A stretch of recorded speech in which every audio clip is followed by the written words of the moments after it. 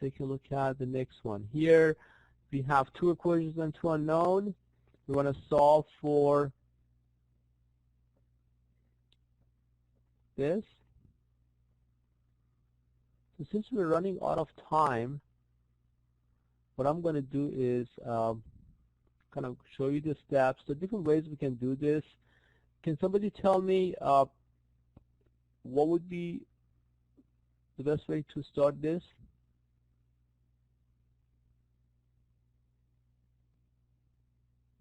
Anyone? Any idea? To multiply the second set by the first by 1/5. Not 1/5, 5. 5. If you want to, yeah, 5. Yes, sir. You're right. If you want to eliminate that, you can do 5. Yeah, 5. But that's not really necessary too, right? So we could stay with the fraction and just simply solve for y, right? If you were going to use the substitution method, you could do that. But let's go ahead and pick your method. I like it, to eliminate the fraction, by the way, because looks like they use the substitution method in the other session, so you all can go look at that session later. But let's do it a little different this time, so we get a different way of looking at the problem. So if I multiply them by 5, here I would get x plus 5y is equal to 10. Then you get x minus 10 is equal to minus 5y. So what if I just make this by the second equation, if I add 5y to both sides of the equation here, so I would get x plus 5y, and then I at the same time add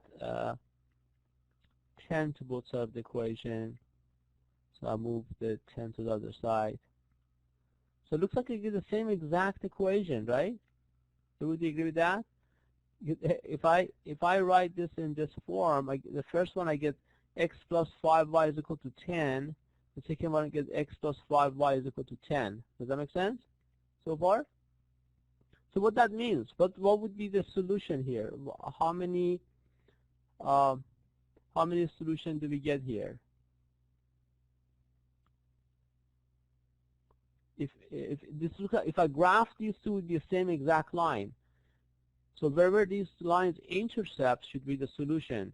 So if the lines would be right on top of each other, how many solutions do I get? Anyone? None. Any idea? Any idea? None solution. How many? How many? Any solution. I mean, all no the solution for numbers. that. It's equals to 0. Okay, you're saying it's equal to 0? If you add them up, you get 0 is equal to 0. But they're the same exact line, aren't they? Actually, I think any real number would fit. Yeah, exactly. Means the line's going to intercept at infinitely many points. Does that make sense? Yes, it does. I get some feedback from Frank's headphone, but we got that. So that would be the same exact line. So actually, let's take a look at the other method here that worked out. This one is solving by substitution method. Same problem here. You get, if you substitute here, this is my pointer here, y, if you take the first equation and solve y in terms of x, you get 2 minus 1 over 2, y would be equal to 2 minus 1/5 x. And then if you substitute that into the other equation, you see everything drops to 0, you get 0 is equal to 0. So that means the lines are exactly the same, right? That means if we get infinitely many solutions for that, exactly. If the line turns out to be parallel, then there would be no solution. If the lines are if the lines are lie on top of each other, then that would be infinitely many solutions for that. Everybody get that part? The difference between those two?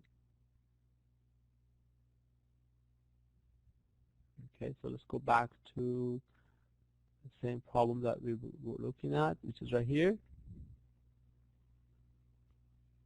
So there are some names correspond to this that you have to know. If the lines would be right on top of each other, then it would be in then we have a consistent system. Make sure you know these words here. Consistent is where your system have a solution. It means when they intercept at some point, or the lines are on right top of each other, you get infinitely many solutions. This would be a line. The solution would be consistent. Inconsistent would be when the system has no solution, like two parallel lines. The system would be inconsistent. Okay. Now, dependent means the lines are right on top of each other.